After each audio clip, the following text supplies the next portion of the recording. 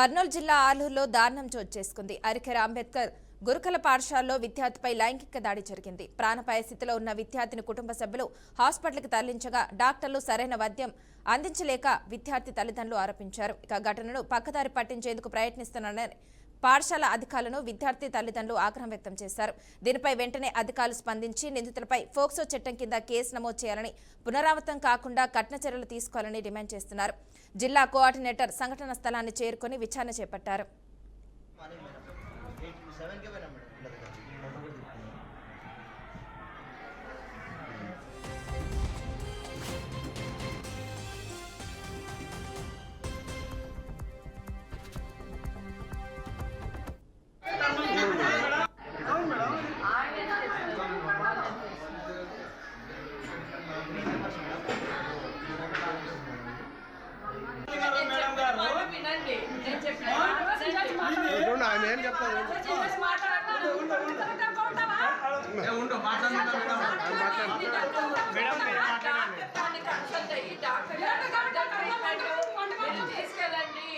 Government hospital కు కర్నూలు తీసుకెళ్ళండి అంటే తీసుకెళ్తాము.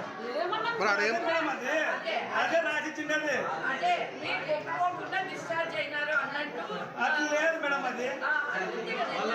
సీరియస్ ఉంది. మేమైతే చేయలేమని చెప్తారు హాస్పిటల్లో. మేము వచ్చిన మేడం గారు ఏమన్నారంటే నా పేరు ఎన్ప్రజ్వల్. నేను 8th క్లాస్ చదువుతున్నాను. అరికెర హాస్టల్లో నైట్ నన్ను రేప్ చేసినారు. నైట్ అబ్బాయి ముగ్గురు విశ్వతేజ, గోపి, విష్ణు అనే అబ్బాయిలు నైట్ ఆయిల్ పోసి చేసినారు. ఎన్నో క్లాస్? 8th class sir.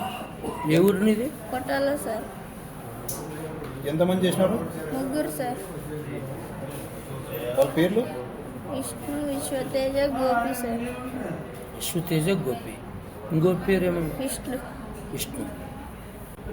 నా పేరు ఎన్ప్రజ్వల్. నేను 8th క్లాస్ చదువుతున్నాను. కర్నూలు జిల్లా ఆలూరులో దారుణం చోటు చేసుకుంది. అరికెర అంబేద్కర్ గురుకుల పాఠశాలలో విద్యార్థిపై లైంగిక దాడి జరిగింది. ప్రాణాపాయ స్థితిలో ఉన్న విద్యార్థిని కుటుంబ సభ్యులు హాస్పిటల్కి తరలించగా డాక్టర్లు సరైన వైద్యం అందించలేదని విద్యార్థి తల్లిదండ్రులు ఆరోపించారు. ఘటనను పక్కదారి పట్టించేందుకు ప్రయత్నిస్తున్నారని పాఠశాల అధికారులను విద్యార్థి తల్లిదండ్రులు ఆగ్రహం వ్యక్తం చేశారు. దీనిపై వెంటనే అధికారులు స్పందించి నిందితులపై ఫోక్సో చట్టం కింద కేసు నమోదు చేయాలని, పునరావృతం కాకుండా కఠిన చర్యలు తీసుకోవాలని డిమాండ్ చేశారు. జిల్లా కోఆర్డినేటర్ సంఘటన స్థలాన్ని చేరుకుని విచారణ చేపట్టారు. ఇక ఇదే అంశానికి సంబంధించి మరింత సమాచారాన్ని మా ప్రతినిధి బస్వరాజ్ అందిస్తారు. బస్వరాజ్, చెప్పండి. కర్నూలు జిల్లా ఆలూరు నియోజకవర్గం అరికెర అంబేద్కర్ గురుకుల పాఠశాలలో ఏదైతే ఘటన ఉందో ఇది చాలా దారుణము, చాలా ఘోరము. అంటే ఇటీవల జరిగిన ఈ ఘటన నేపథ్యంలో అంటే ఒక అబ్బాయిని, హాస్టల్లో ఉంటున్న ఒక అబ్బాయి, 8th క్లాస్ అవుతున్న ఒక అబ్బాయిని తోటి అబ్బాయిలు లైంగికంగా దాడి చేశారు, లైంగికంగా హరాస్మెంట్ చేశారు. ఈ ఘటన జరిగి ఏదైతే జరిగిన ఘటనను హాస్టల్ స్కూల్ ప్రిన్సిపల్ కావచ్చు, హాస్టల్ వార్డెన్ కావచ్చు, వీళ్ళంతా కూడా దాన్ని దాచిపెట్టిన పరిస్థితి. చాలా ఆవేదన వ్యక్తం చేస్తూ ఒకవేళ ప్రిన్సిపల్, హాస్టల్ వార్డెన్, ఎంటైర్ సిబ్బంది స్పందించి ఉండి కొంచెం భయం పెట్టింటే, లేదా వాళ్ళు అప్రమత్తంగా ఉండింటే ఈ దాడి జరిగేది కాదు. మా పిల్లవాడు అకారణంగా లైంగిక దాడికి గురయ్యేవాడు కాదని కూడా వారు ఆవేదన వ్యక్తం చేస్తారు. సరే, ఈ ఘటన జరిగి 4-5 రోజులు కావస్తున్నా కూడా ఇప్పటికీ సరైన వైద్యం అందలేకపోవడం దారుణం అంటున్నారు. అదేవిధంగా ఎలాంటి చర్యలు లేవు. మరి ఈ కేసును నీరుగార్చే ప్రయత్నం చేస్తా ఉన్నారు.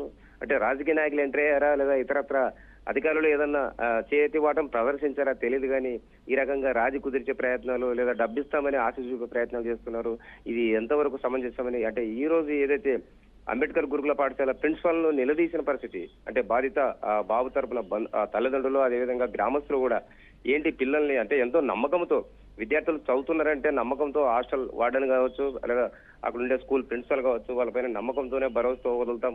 ఇంత ఎక్కడో దూరం నుంచి పిల్లలు వస్తూ ఉంటారు కాబట్టి, అంటే క్రౌడ్ ఎక్కువ ఉన్నప్పుడు లేదా పిల్లలు ఎక్కువగా ఉన్నప్పుడు అంటే మానిటరింగ్ కూడా అలాగే ఉండాలి. అంటే ప్రతి ఒక్కరూ ఏమేం చేస్తున్నారో వారి చేష్టలు ఏంటి గమనించాలి. మరి ఈ రకంగా అంటే వేలకు వేల జీతాలు తీసుకుని ప్రభుత్వం తరఫున ఉన్న ఈ టీచర్స్ కావచ్చు, స్టాఫ్ కావచ్చు, తమ నిర్లక్ష్యంగా వ్యవహరించడం వల్ల ఇలాంటి అఘాయిత్యాలు జరుగుతున్నాయని తల్లిదండ్రులు బాధపడుతున్నారు. మరి ఈ అబ్బాయికి జరిగిన అన్యాయం పట్ల న్యాయం జరగాలంటే ఖచ్చితంగా ఎవరైతే ఆ ముగ్గురు అబ్బాయిలు లైంగికంగా ఈ పిల్లోడిపై దాడికి పాల్పడ్డారో వాళ్ళంతా కూడా పోక్సో చట్టం కింద కేసు నమోదు చేసి కఠినంగా శిక్షించాలని తల్లిదండ్రులు కోరుతూ ఉన్నారు. మరి ఆ దిశగా చర్యలు జరిగినట్లయితే పనిష్మెంట్ పకడ్బందీగా ఉన్నట్లయితే ఇతరత్ర ఎవరైనా చేయడానికో లేదా మరో చోట ఇలాంటి ఘటనలు జరగడానికి అవకాశం ఉండదు. ఆ రకంగా భయం ఉండాలి లేదా చట్ట పరిధిలో శిక్ష కంపల్సరీగా ఉండాలని కోరుతున్న పరిస్థితి. మరి ఈ రోజు ఏదైతే అంబేద్కర్ గురుకుల పాఠశాలకు సంబంధించి జిల్లా అధికారిని శ్రీదేవి అక్కడ ఘటన స్థలం వెళ్ళారు మరి ఆమె అక్కడికి వెళ్ళడము మళ్ళీ ఎలాంటి విచారణ చేస్తారో లేదా ఎలాంటి ఫీడ్బ్యాక్ తీసుకుంటారో చూడాలి. సో ఇలాంటి ఘటనలు పునరావృతం కారాదు. ఇది జరగడం దురదృష్టకరం. ఎందుకంటే ఇది పిల్లలు మరి తెలిసి చేశారో తెలియక చేశారో ఈ ఘటన పట్ల అందరూ కూడా విచారం వ్యక్తం చేస్తున్న పరిస్థితి. మరి ఈ నేపథ్యంలో ఈ అంబేద్కర్ గురుకులలో ఎన్టీఆర్ జిల్లాలో అనేక చోట్ల ఉన్నాయి. మరి మరొకసారి ఇలాంటి పునరావృతం కాకుండా కఠిన చర్యలు తీసుకోవాలని తల్లిదండ్రులు అయితే కోరుతా ఉన్నారు, డిమాండ్ చేస్తా ఉన్నారు. ఈ ఆందోళన నేపథ్యంలో మరి పోలీసులు ఏ విధంగా అంటే ఈ కేసును డీల్ చేస్తారో లేదా దర్యాప్తు చేస్తారో, ఈ కేసును ఏ విధంగా ముందుకు తీసుకెళ్తారో చూడాలి మనస. మరి అయితే బసవరాజ్ చెప్పండి, ఈ ఘటనకు సంబంధించి ప్రిన్సిపల్ మీద ఏమైనా చర్యలు తీసుకునే అవకాశం ఉందంటారా? ఖచ్చితంగా ప్రిన్సిపల్ బాధ్యుడని చెప్పాలి. ప్రిన్సిపల్ మీద చర్యలు తీసుకోవాలని ఇప్పుడు విద్యార్థి సంఘాలు కావచ్చు, పేరెంట్స్ కావచ్చు, గ్రామస్తులు కావచ్చు, బాధితుల తరఫున అందరూ కూడా డిమాండ్ చేస్తున్న పరిస్థితి.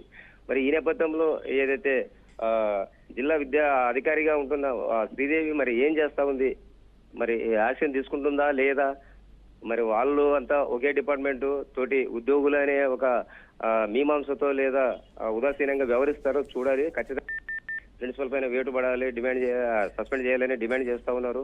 మరి ఎంటైర్ ప్రిన్సిపల్ ఎందుకంటే హాస్టల్ అంటే అనేక మంది విద్యార్థులు ఉంటారు, వాళ్ళు ఆడుకుంటారు, పాడుకుంటారు, రకరకాలుగా చేస్తూ కొంతమంది ఆకతాయి విద్యార్థులు ఇలాంటి లైంగిక దాడులకు పాల్పడేటప్పుడు అంటే ఒక టీచర్ గా లేదా స్టాఫ్ గా భయం పెట్టాల్సిన అవసరం ఎంతైనా ఉంది. మరి ఆ దిశగా వీళ్ళు ప్రధానంగా క్లాస్ ఉపాధ్యాయులు కావచ్చు లేదా హాస్టల్ స్టాఫ్ కావచ్చు వీళ్ళంతా కూడా పట్టనట్లు ఉండడం వల్ల ఈ విధంగా పిల్లలు అంటే వెకిలి చేష్టాలు చేస్తూ రెచ్చిపోతున్నట్లు తెలుస్తూ ఉంది. మరి ప్రిన్సిపల్ అదేవిధంగా హాస్టల్ వాడడం పైన చర్యలు తీసుకోవాలని డిమాండ్ చేస్తా ఉన్నారు. మరి ఉన్నతాధికారులు ఏం రిపోర్టు నివేదిస్తారో లేదా జిల్లా కలెక్టర్ ఈ అంశంపై ఎలా స్పందిస్తారో చూడాలి మనస. Okay, thank you Basavaraj.